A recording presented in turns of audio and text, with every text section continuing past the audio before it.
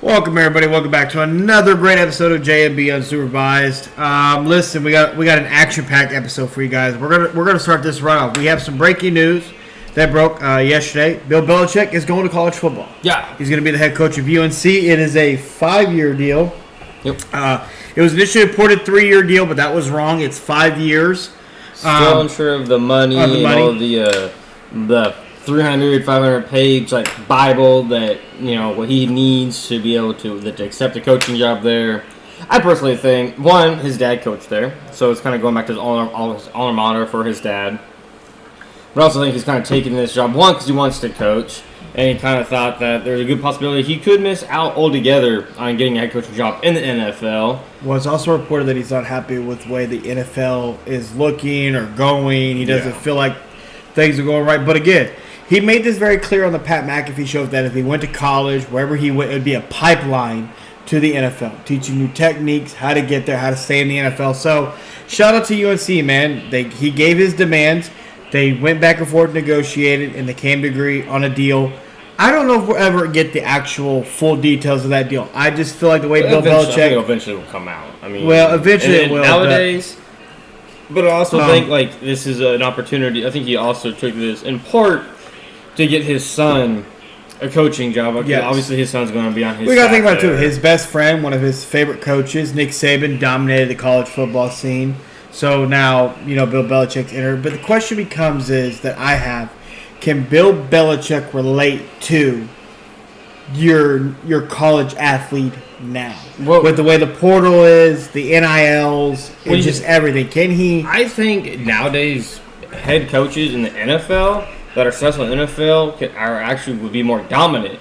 And nowadays college football, because of the NIL money, because of transfer portal. Transfer portal is just like free agency. Then you're paid to play now. So you're not really, in essence, have to really develop or groom these guys or grow these guys up. You can just go and get the sophomores going to their junior year, their senior year, and you just go to the transfer portal and go get the free agency, go to the free agent route, all of the transfer portal, and teach them obviously the proper technique. He's going to have to learn how to recruit freshmen. I mean, you have to have incoming freshman class per se, or at least JUCOs. Yeah, and he's going to. I think he's going to be able to because he's going to recruit and players that are willing to be coached hard and want to be able to have a successful want to get career. To the NFL. Will go there, a la kind of like Deion Sanders. I'm not saying he's a Bill Belichick type, but if you're a corner, if you're a wide receiver, or obviously a quarterback, he looks like that's kind of like if you gotta think of Deion Sanders, he has probably a quarterback of his son, corners obviously because he was a corner, safeties, and it seems like he's bringing a pretty good plethora of wide receivers, and then Warren Sapp there, also D linemen. So you kind of have coaches are kind of known for certain tendencies or characteristics. Andy Reid, he's a great O-line and QB coach. Yes. So Bill Belichick if you're a defensive player and you want to learn great technique and you want to have a chance to learn from the best of the best, you're going to go there and you're going to take the hard criticism. But he's going to lose a lot. But he's going to lose a lot of people, a lot of players for sure. Yeah. But I think you're going to have to be very strong-willed, mentally strong to be in a Bill Belichick system for the simple fact of he's going to treat you like if you're in the NFL. Well, I think he's also going to have to adapt to these are 18, 19, 20-year-old kids. They're not... I mean, yes, they're being paid. But they're getting paid, so... But you are being paid, but you are still... The kids nowadays are a lot softer, and even nowadays in the NFL, there's still an issue. They're being coached hard. Speaking on the softness that we are in, we have to touch in on this because, man, let me tell you, I'm not a fan of this. So a representative in Ohio, Josh Williams, has filed the Ohio Sportsmanship Act that will be filed on Tuesday. Yeah. And it will be a felony to plant the flag in Ohio State in their stadium. And there was a video that came out. I saw it surface on TikTok. And he said, I will take being soft if it protects the law enforcement from the fight that broke out. Listen, that has nothing to do with this. Look, this is football. It's rivalry week. This is what you expect. And I will say this. If you're Ohio State, learn how to lose. And I normally root for Ohio State when they play Michigan just for some fact of my brother is a Michigan fan. So I normally just like to nitpick at my brother, but I lost a lot of respect for Ohio. Just in general. Now, I know a lot of the fans are not happy about this. They're torn. Some are happy about this, some are not. But just in general, I lost a lot of respect in general. The fact that the government always likes to tell athletes stay out of government issues and focus on your athlete, shut up and dribble or shut up and play football, and you want to inject yourself now, I have a huge problem.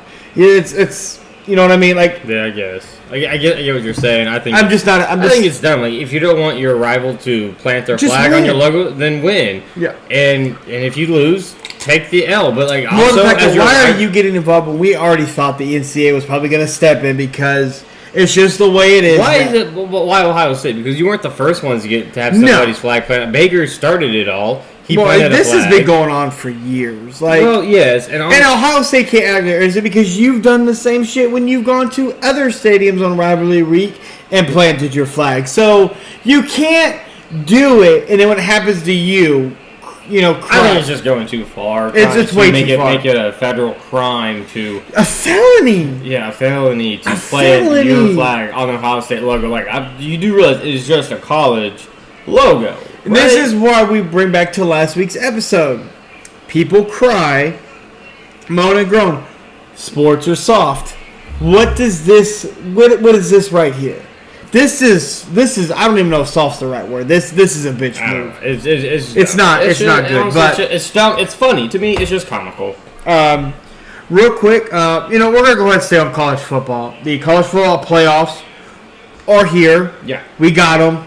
Go ahead. I'm going to let you go ahead. We got our 4 seed. We're top 4 seeds. Our top 4 seeds out of the Big 12 is Arizona State got the 4 seed.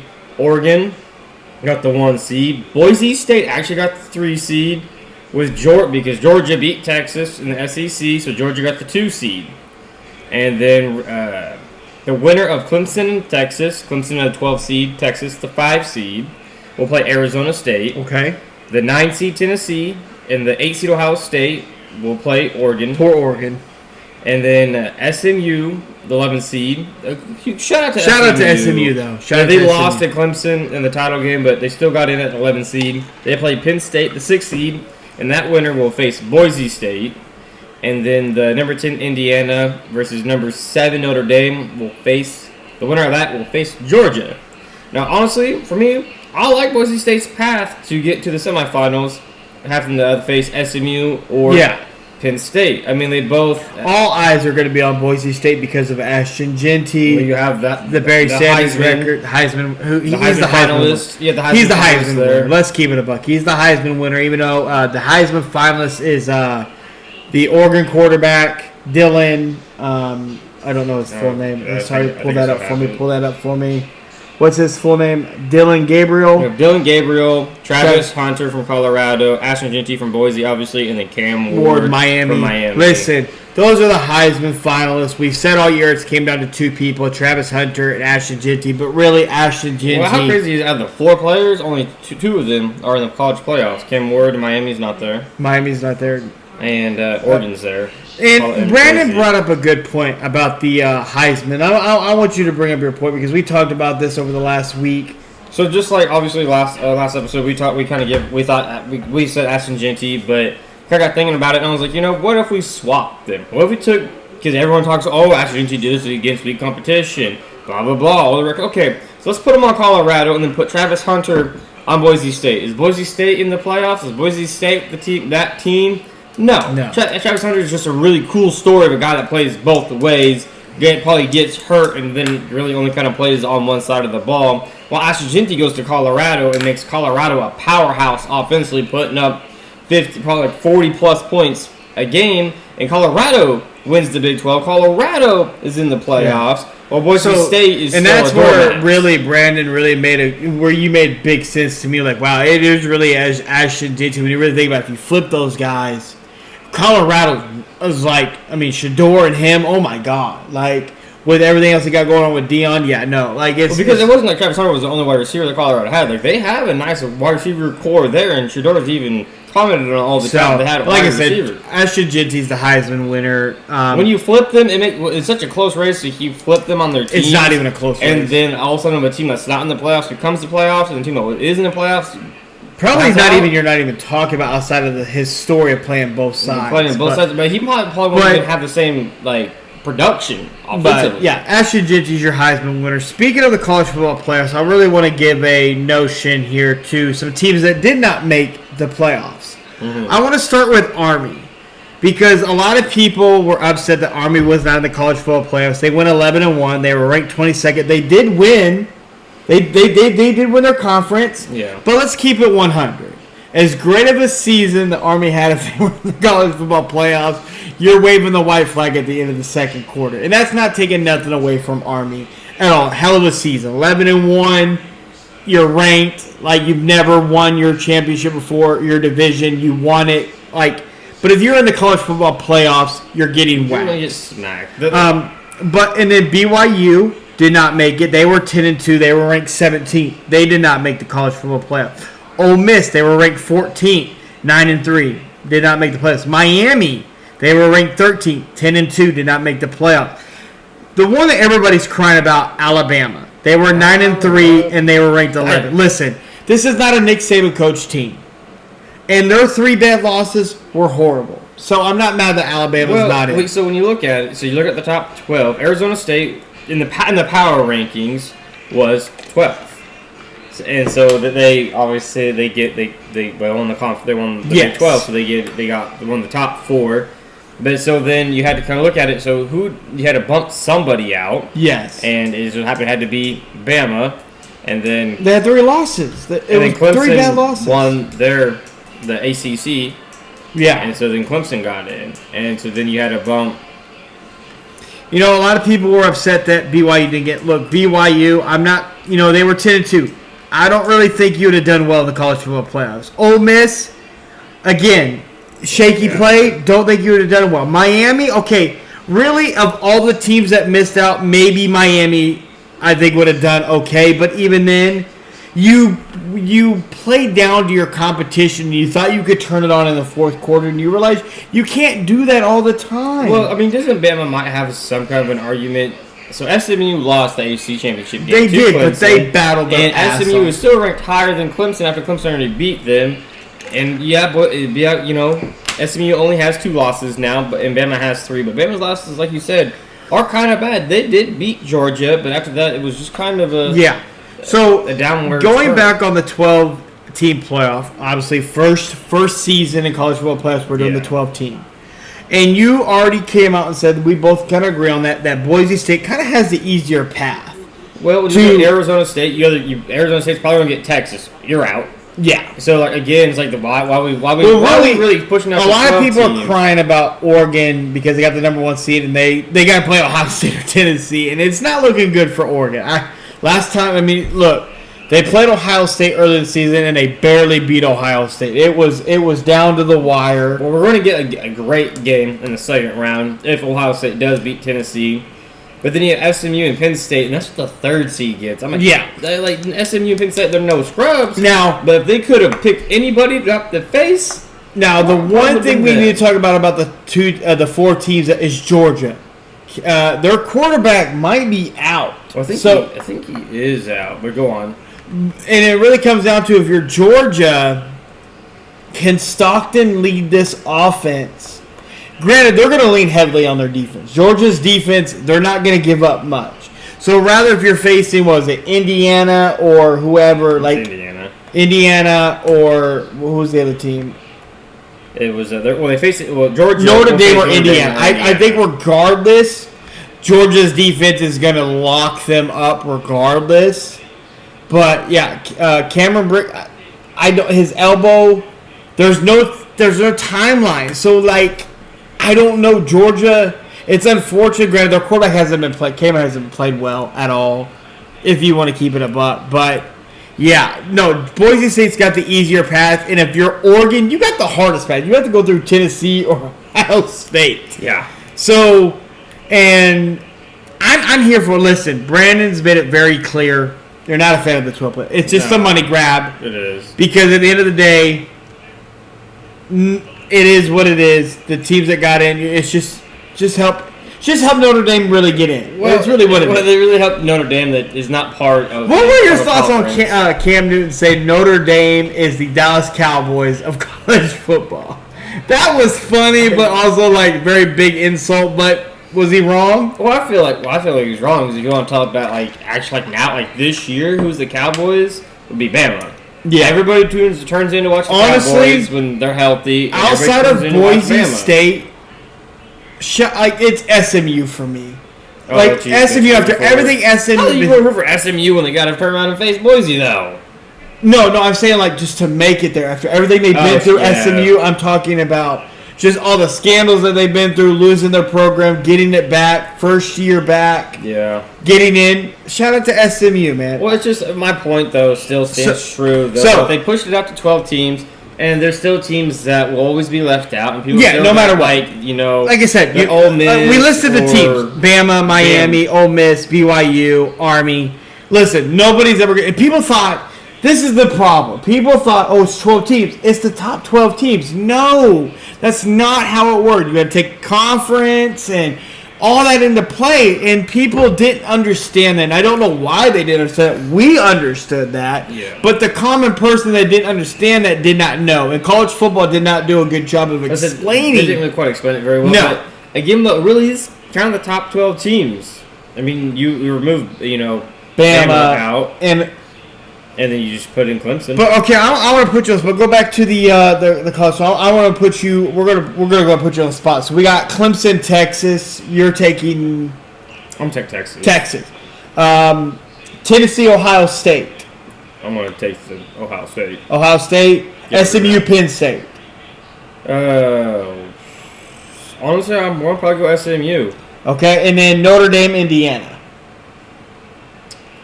I know that's a toss-up. I'm probably going to go Notre Dame. Okay. But either one's going to probably wax it. So for me, personally, I'm going to go, we're going to start for me. Clemson, Texas. I'm going to take Texas.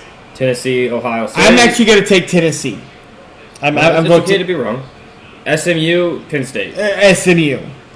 And then Indiana, Notre Dame. I'm going to take Notre Dame. I don't think Indiana belongs. So outside of the Tennessee. I just think and it might be biased. I'm upset with Ohio State with everything that's going on. But it's not like it's Ohio State's program. But if you're Ohio State, you should win this game. You have a $20 million roster.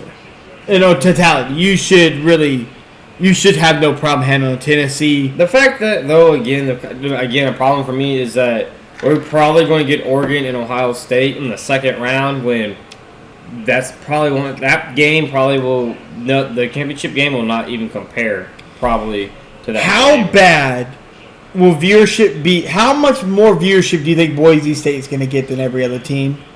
I think Boise State's viewership is going to be crazy. The amount of eyes that are going to be on Boise State. Everybody loves an underdog. And everybody's going to look at them as an underdog, even though they're the 3 seed versus SMU and Penn State. Yeah. Especially, if you get SMU at Texas school, because SMU's in Texas, you get SMU there against Boise State, the Mountain West versus the ACC. Yeah, it's going to draw a lot of attention for Boise. It's going to be good for Boise, especially if they can pull off at least get through the quarterfinals to the semis. So it's set, and the games are set for the 21st. It looks like December 21st. They all play. We got 20th. The 20th is Notre Dame and Indiana. December 20th, but everybody else plays on the 21st. So listen, we're going to be coming with you heavy on these college football playoffs. Because it's going to be very interesting how these play out. Like I said, easiest path, Boise State. Hardest path, Oregon. You got the 1 seed, but you also got fucked over at the same time. So let's take it a step further. guys, what if they get ahead and they do face Ohio State and they beat Ohio State? Okay, so they turn back around and they have to play Texas. Yeah. Because Texas is probably going to beat Clemson, and then Arizona State's probably not going to beat Texas. Then Oregon's going to have to face Texas. So again, okay, what about on the other bracket? Okay, so we'll say Boise State beats Penn State or SMU, and we'll say Georgia beats Indiana or Notre Dame. Okay, now Georgia's probably going to beat Boise State, shut down Ashton Jeanty, So then you're going But to have that would be a story. Texas, Georgia. Ashton Jeanty versus that Georgia defense. It would be a great story, but I'm just stating the fact. Just stating the facts. The fact that Oregon has a juggernaut of a path to get to the national championship. Yes. Game, so, but that's like I said. We're gonna bring you all the stuff in college football. The college football playoffs are here. We gave you our picks. Let us know your picks. Moving on. Some big news in the baseball world. Juan Soto left the New York Yankees. He's going to the New York Mets. So he didn't go far. He really just kind of, just turn the corner a little bit. Change his area code, really. A little bit. Let's talk about it. So the Yankees offered him 16 years, $760 million. Okay? The Mets were like, cool, we'll offer him 15 years, $765 million. And Soto took the Mets deal. Yeah. $5 million more. First off, before we even talk about the deal, before we even get into the deal, where the fuck does baseball get all this money? I need to know. I don't know. I'm telling you right now, if you're a parent out there and your kid's like, I want to be a football player. No, you want to be a fucking baseball player. Send your kid to the Dominican Republic, get him trained, because baseball is where the fucking money's at. I don't know where baseball gets this money at, but Juan Soto gets private security, his own suite, 4 seats for him to give to anybody that he wants in his family, friends, whatever. He's got what he wanted. He's getting $51 million per year. This is the largest deal in sports history. Like across sports, it's the largest deal in history. Beating out Ohtani's deal with the Dodgers. What's your whole thought? I mean, it's 15 years, $765 million. He's going to the Mets.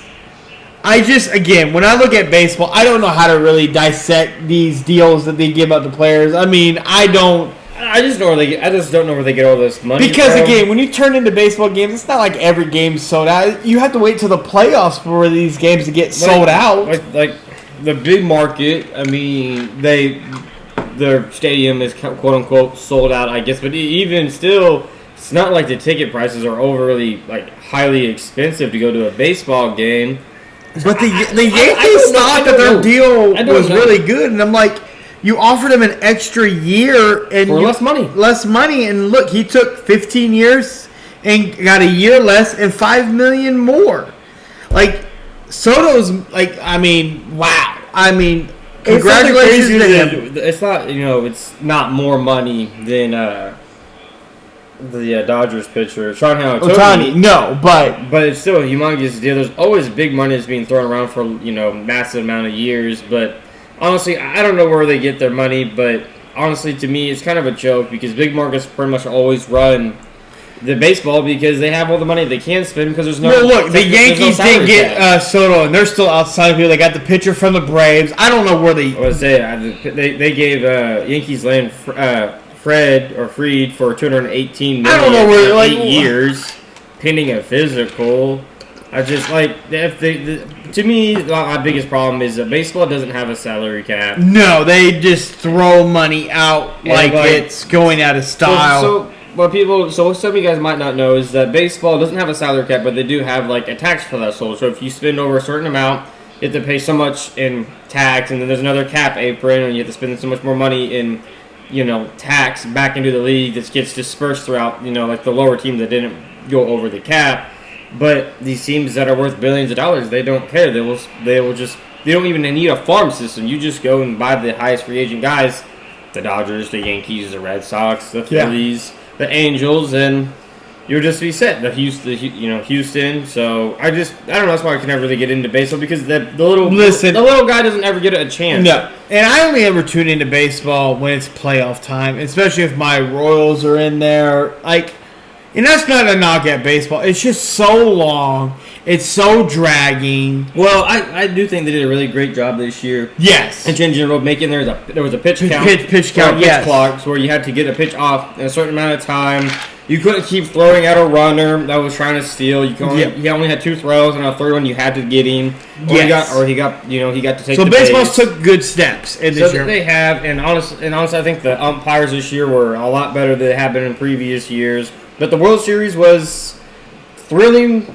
They had a lot. We had the Dodgers here. feelings. Two massive franchises in the history of baseball went head to head. Obviously, the Yankees fell up short like they naturally do here lately, but also shout out to Sean Tooney. He was with the Angels, never sniffed never swept the playoffs and then gets a World Series. Played hurt. Played hurt. I wish. Honestly, And now he gets to pitch next year, so we're going to see how that looks. Oh, man, dude. Yeah. Baseball's doing the right things again. I just think they need to figure out their season. And, like, I just want to know where the money's coming from. Like, who are these owners? Like, what do you do? It has to be TV deals. Like, it just has to be. What is crazy, though, Shohei Ohtani won the NL MVP. He was the National League MVP, Shohei Ohtani was, and he was only DH.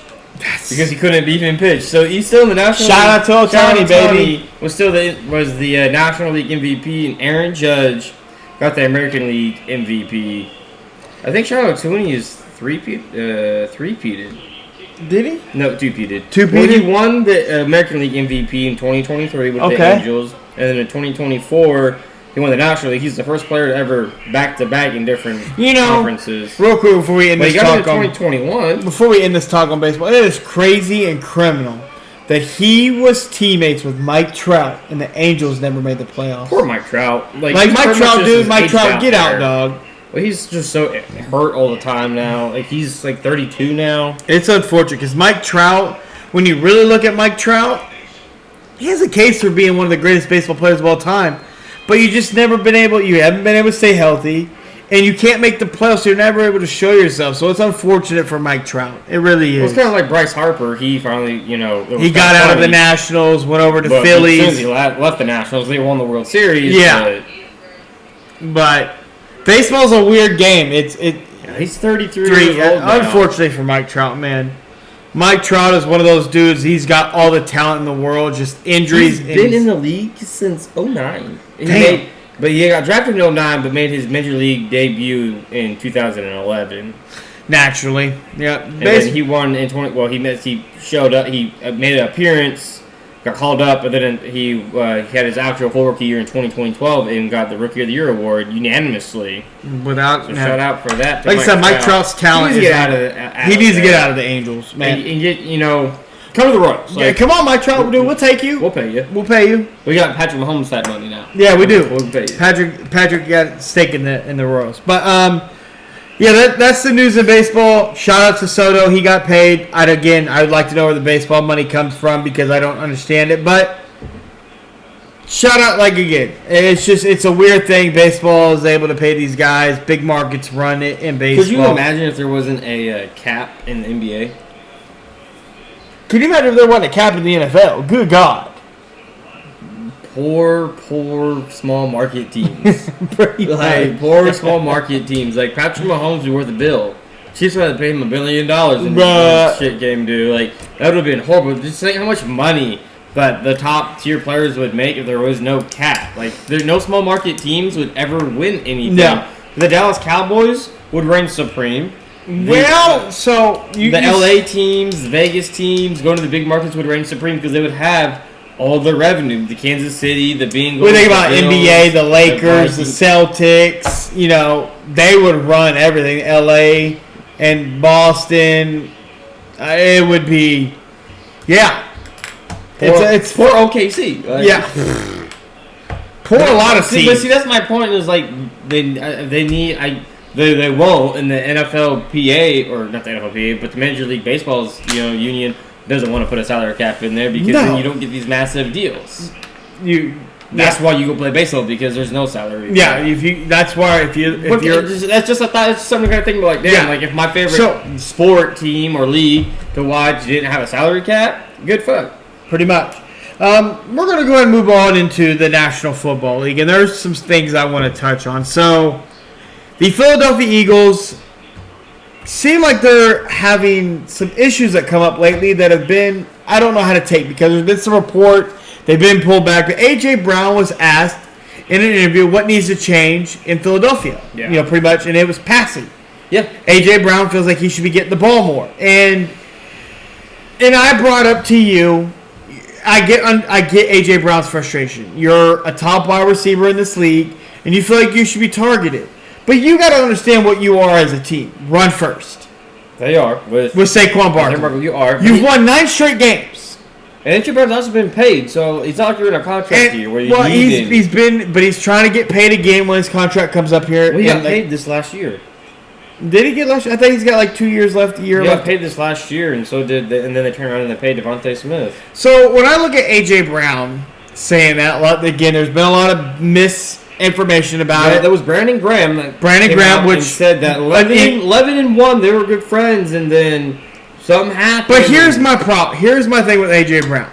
You've won 9 straight games.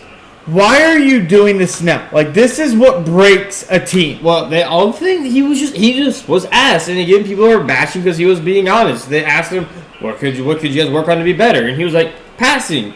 Well, it's not offensive. Well, then people bring up it's not blocking. It's obviously not running the ball. And so then it comes back to the quarterback. What could you be better at? As a wide receiver, I feel like we could be better at passing. I feel like I probably need more targets. So passing, because wide receivers are divas. So people kind of come at him sideways just because he feels the media asks, what could you be better at? So I came back to you, what could you be better at? Probably eating less cookies. Probably. Less Pop-Tarts. So in terms, like, they ask him, passing. I just wish A.J. Brown would have been like, I understand it. What, no comment? Just no comment. Like, you're not straight. Then what's the part of the media? Like, come on. Like, you have. No, I get that. I'm here so I don't get fined. But when you say it like that, people are going to take it left field, and I'll be left field. Nobody really ran with it or really did much with it until Brandon Graham on. Well, I don't give a fuck about Brandon Graham. I went with it on my own because I look at A.J. Brown. Why again are you complaining about it? I get you ranked 31st in passing of the 32 teams. New England's the only person behind you, but your stats shouldn't matter if you're winning games. And I go back to Travis Kelce. Travis Kelce's having a very off year. And I don't see Travis Kelce out here in the media saying, I need the ball more, I need more targets. It's about winning. And there are sacrifices that have to be made in order to win. Am I right or not? You're right. So, again, I understand A.J. Brown saying... Well, I think you need to correct yourself because this is Travis Kelce's stats. 80 catches, 682 yards. So he's about to crack 1,000 yards again, Travis Kelce. And what is A.J. Brown's? Okay, well, I can only move so fast. Okay, well, let's move the figures a little bit faster because I know you know how to. Whoa, that's a little weird, right? Boy. And again, I understand where A.J. Brown's coming from. I do. I get it. You're an all-pro. What are you at? What is he at? 48 catches, 836 yards. I don't want to hear you complain. I don't want to hear you complaining. I don't. You have 200 more yards than Travis Kelce, which again, potato, tight end, wide receiver. Completely different. I mean, he has 2 more touchdowns, but he has way less catches. But again, those Chiefs offenses don't have nobody to throw the ball to. You have Saquon Barkley. You're a run-first team. But also, he was also hurt a lot. A.J. Brown was hurt. Yes, A.J. Brown was hurt. But again, it comes to sacrifice. If you're going to be a winning team. Just run it back to September 6th, 5 catch, 6 catch, 5 catch, 5 catch. Jags only 2 catches, 5 catches, 5 catches, 6 catches, 5 catches. But look at his yards. So, what do you mean? Again, when you say passing, bro, you had, what's he's averaging about almost, 80 yards. I don't know.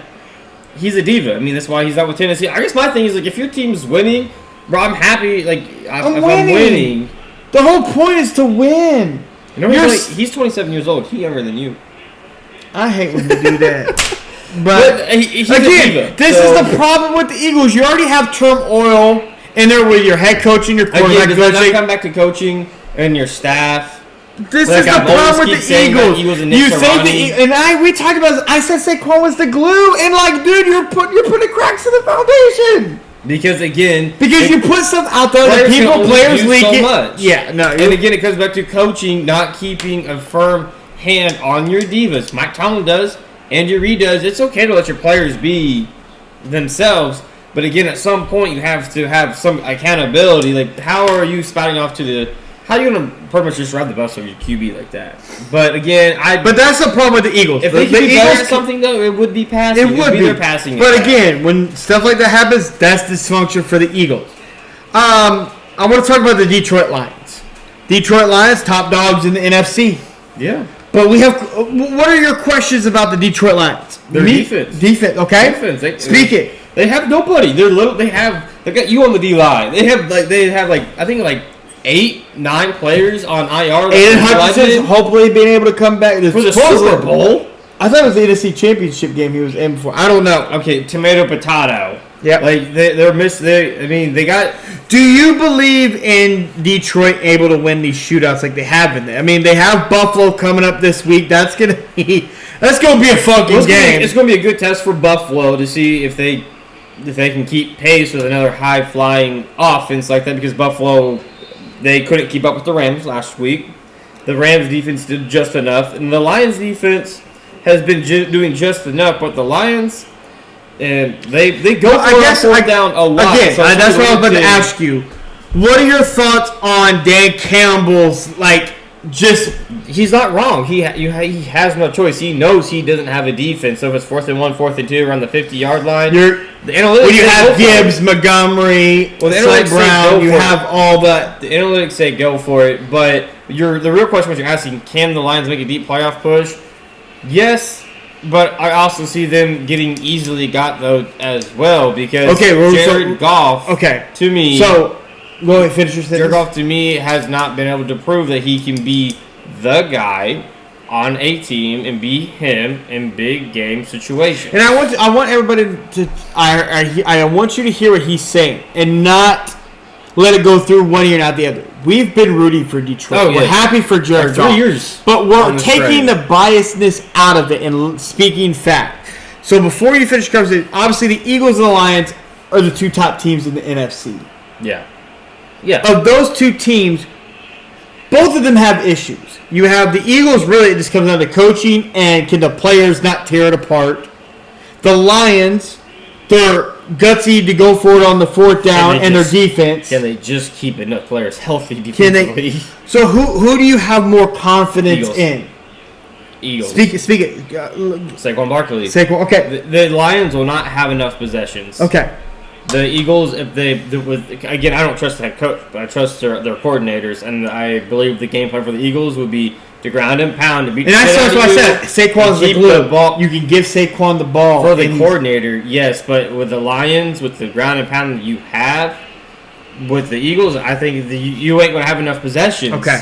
The Lions will have to score, and the Eagles' defense is way more talented, way more healthy, obviously, than the Lions. Even if the Lions' defense was healthy, the Eagles' defense is way better. That front seven, deadly.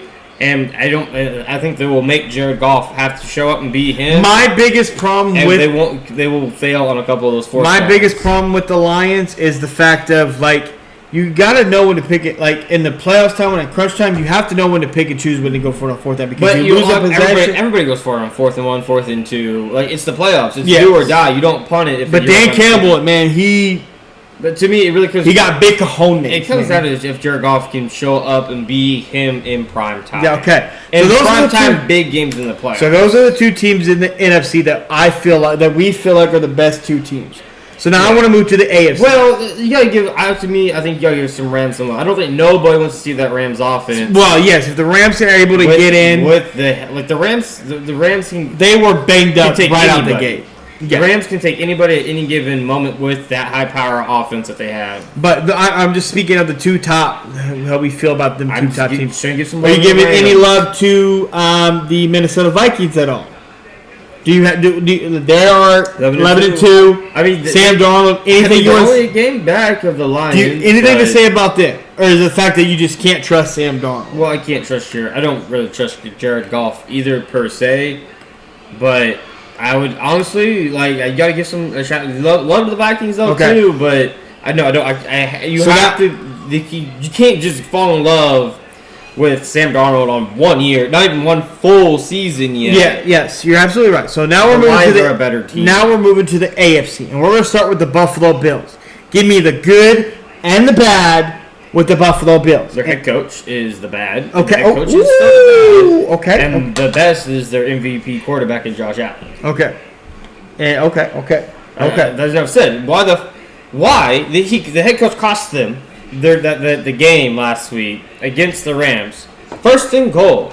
On the one, you QBs think you get stuff. You bang a timeout. You have 3 timeouts. You bang a timeout. Wasn't like there was seconds running. There wasn't like you only had like 5 seconds. No, you still had over a minute. And you banged a timeout to run the same play again on the half-yard line. You scored. Now you have no McDermott's choice. been kind of the problem for them. No going choice all to do the way back kick. to They don't get the onside kick, and they kneel it out, and that's the game because the block punt was also a big. Well, that was also big huge for the Rams. But again, if you have all 3 timeouts, you can kick it deep, or you do the onside kick.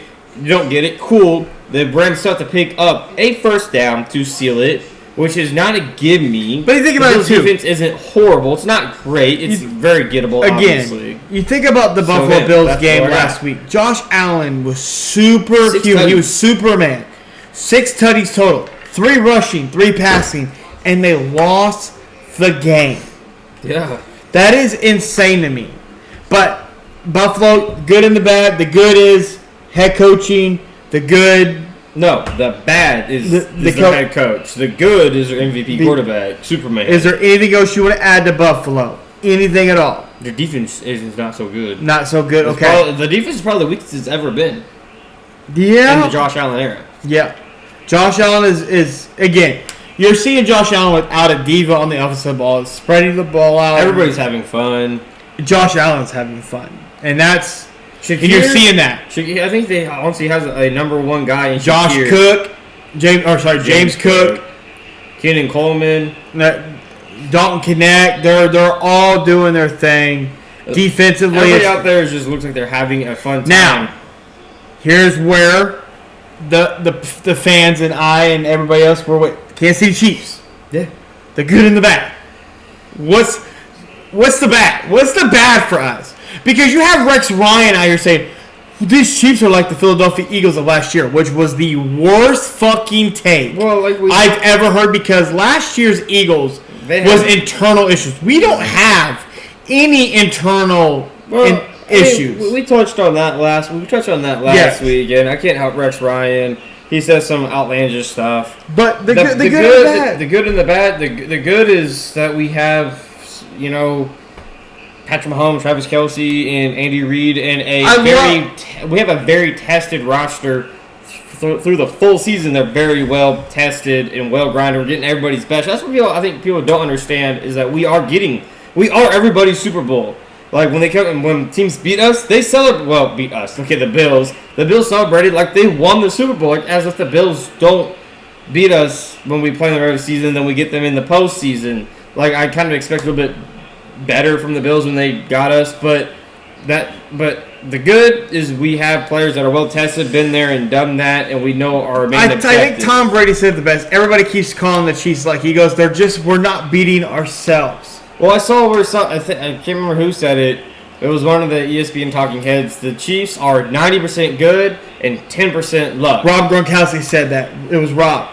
Because if good teams make their own luck. And I can't help, again, like we said before, the flags don't go in our way. Y'all got to stop. If you go and you look up, we're ranked 23rd. Research and we're ranked 23rd. Quit being clickbait, because that's not. But the bad is the injuries offensively and defensively. And like you said, though, people act like we're supposed to go put up 30 points, and we didn't get the football team that we thought we were getting off the rip. I guess, Hollywood is coming back sooner than expected. Look like Christmas. Potentially around Christmas time, when I think we play the Steelers. So that'd be a great addition to get him some regular season games. We're only a couple games away from being able to lock the number 1 seed if Buffalo drops, this week's game. And getting Hollywood back's great. Our left tackle we just brought in got hurt with not a torn hammy, but it was a tweak. Which again, I'm not always surprised that happened. I was really you knew something was going. Why they pretty much coming off. He's a Pro Bowl left tackle. His first game back, he's going up against Khalil Mack and Joey Bosa, and people fail to realize this too. He was stopping those guys, and what did the Chargers do? They had to move those guys to the other side against Jawan Taylor because DJ was stopping them. Well, I still thought our offensive line, even though the announcer said that our tackles played like garbage, and I thought, honestly, overall they played pretty good. And Humphreys got beat a couple times, but also it was his first game back, live action. I wasn't really there. I wasn't really excited that they actually played him. I thought he needed to give him actual practice reps, like get him in-game practice reps. Absolutely. To get him actually warmed up because he's coming off of a significant injury. Again, going up against Khalil Mack and Boza is not an easy task. First game back with about a couple weeks left of the regular season. The first round bye has been no more than humongously important for Kansas City to get for that rest. That's the good and the bad. That's the good and bad. No, I agree with everything you said on that. We're starting to get healthy at the right time. And like you said, and like Tom Brady said too, the Chiefs are not going to beat themselves. Defensively, we're starting to show up. We're bringing in probably Steven Nelson. A lot of Chiefs fans are torn about him back now. Again, look, we need him. Regardless of how you slice or dice it, we need him. Well, actually last year he had the highest passer grade. And I'm going to need him for that But I want to talk about the New England Patriots here. Okay. Apparently, the New England Patriots, Robert Kraft says that Mayo is coaching for his job the rest of the season, which I think is weird. I don't understand that because then what was the point of moving off Belichick if you were just going to give Mayo 1 year, no roster? I mean, I feel like honestly, I didn't hear that. That's news to me. I'm sorry. I apologize. So that's it was breaking news. I didn't get to send that to you to your phone. Well, that's Robert Kraft said that there's a report that Robert Kraft may feel like he made a wrong decision in giving Mayo the head coaching job, and that he's coaching for his job, which I don't understand. If that was the point, you should have kept Bill Belichick. They're both as the head coach. A 3-10 record, the same as the Jets in their own division. And honestly, Mayo's played,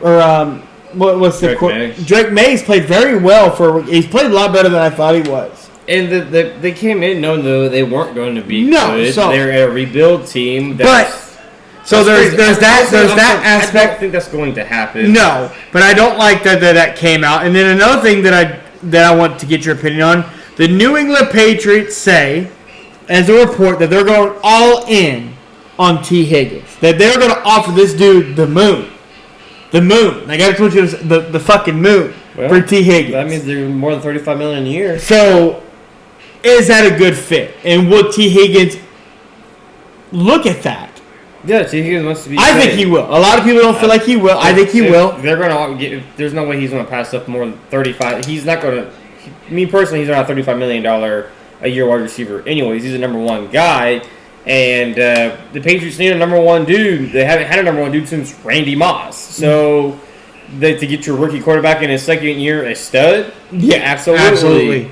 So I don't want to but you have some weird. Like I said, I like the fact that the New England is going to be aggressive. They're going to go after a guy who obviously wants to be paid. Feel like he's being disrespected in T. Higgins.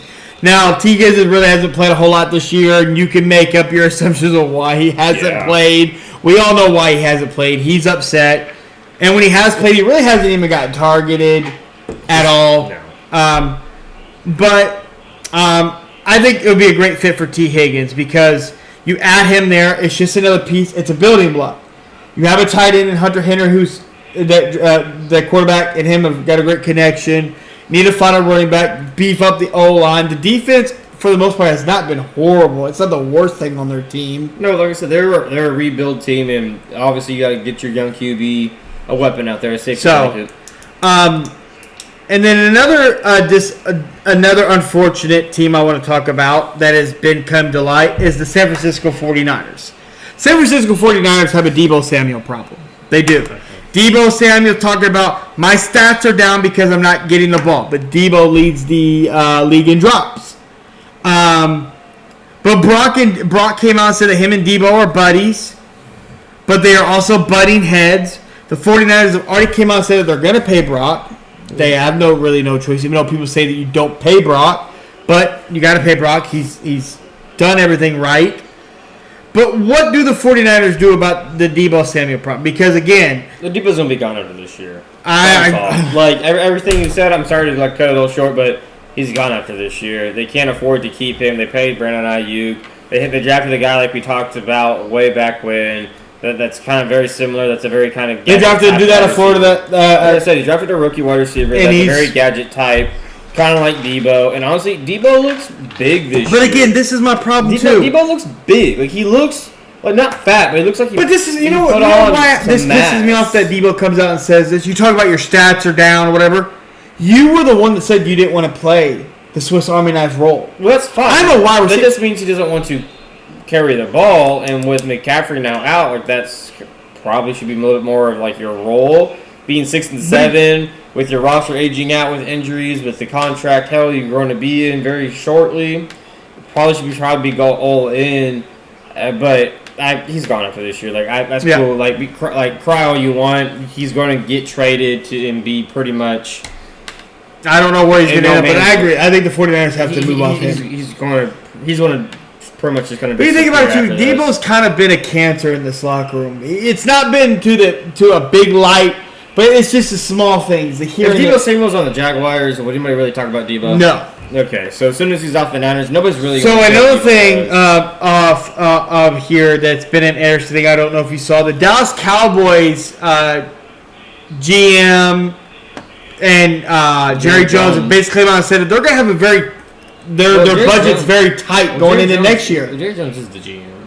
Well, yes, Jerry Jones is everything from the head coach to whatever. But they're going to have another tight offseason, budget-wise. Well, yeah, they can't really. What money they got? They just gave hold of Dak and CD, and they had to pay Micah. So, no, I'm not surprised. And the Cowboys are going to be irrelevant. It's just how that's going to be. They're just going to be irrelevant. Cowboys fans, it's been a rough season for you this year. Get ready for another rough season next year. I mean, don't get me wrong. They're going to be better than the Giants, and they're going to be better than the Bears. They're going to be better than the Panthers and probably the Saints. They're not going to be a doormat. No. Because they're going to have talent. But I also think they messed up. They're going to have a new head coach. I think they messed up not keeping Dan Quinn and promoting him to head coach and giving him a deal there. But the head coach they bring in, it won't matter. It's not going to be Bill Belichick. It's not going to be any big name. And until Jerry Jones finally steps aside and actually lets the organization run itself, they're not going to go nowhere. But they draft good. They draft decent. They're going to draft good young talent because they normally do. But you're still going to be looking up, honestly, to the Commanders and Dan Quinn and the Eagles. Yeah, it's going to be... So, haha. Yeah. Again, I don't feel bad for you guys. No, the Cowboys have... Because honestly, your fan base is annoying. Well, yeah. They're just annoying. Next year's your year, though, guys. Next year's your year. Believe it. It's not, but good luck. Another thing I want to touch on the NFL that's not just an NFL problem, but it seems to be a celebrity issue. House is getting robbed. Yeah. Joe Burrow's house was robbed during the Monday night game. Joe Burrow came out and said that he feels like his privacy's been... Again, this situation with Joe Burrow is a little bit different than everybody else's because Joe Burrow had a supermodel watching his house, but yet he has a girlfriend that wasn't there, but then came out and said, I feel like my privacy's been violated. You put too much out than I wanted. Like, bro, you had another girl at your house. Like, if you're dating somebody and you have another girl at your house, I don't think that's a really good look. That doesn't look good. But again, this robbery stuff that's going on too, it came out and said he has armed security that is guarding his house. Aaron Rodgers would go out and said, he was like, yeah, my home in Wisconsin. Yeah, my house is watched. My house is, I have a bodyguard. Everybody in Wisconsin has guns, so good luck. My thing is, like, whatever this is, I mean, granted, NBA players have been robbed. Bobby Portis has been hit. Some other NBA players have been hit. Not bigger names in the NBA, but some guys have been hit. This is a weird thing that's going on. Well, the weirdest one to me is that Travis Kelce just moved. Well, Travis Kelce and Patrick Mahomes both got robbed on the same day, but they both pretty much kind of live, quote unquote, like in compounds. Like Travis Kelce lives in a gated community, and somehow got access in the gated community to rob him, and then Patrick Mahomes' brand new house, brand new everything got robbed, and I just like. Honestly, like I don't want to use the word like gang, but like there's definitely like a group that's targeting players that are playing on like Sunday night or Monday night, Thursday night games when you know they ain't going to be there. Yeah, it's very weird. It seems to be like the home team players, oddly enough, are the ones because like obviously you would expect the family to be at the game, so yeah. It's very weird. It's very weird. I don't know what's going to come of this, but this is a weird situation. NFL is going to have to step in. Something's going to have to be made of this.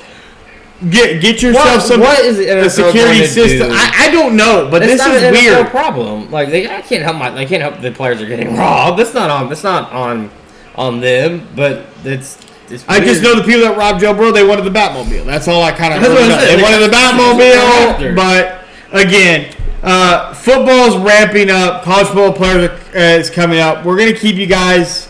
We're gonna keep you guys posted. NBA talk's gonna come probably next. We're gonna have a lot more NBA talk next week, but we're really trying to keep it focused on football this week.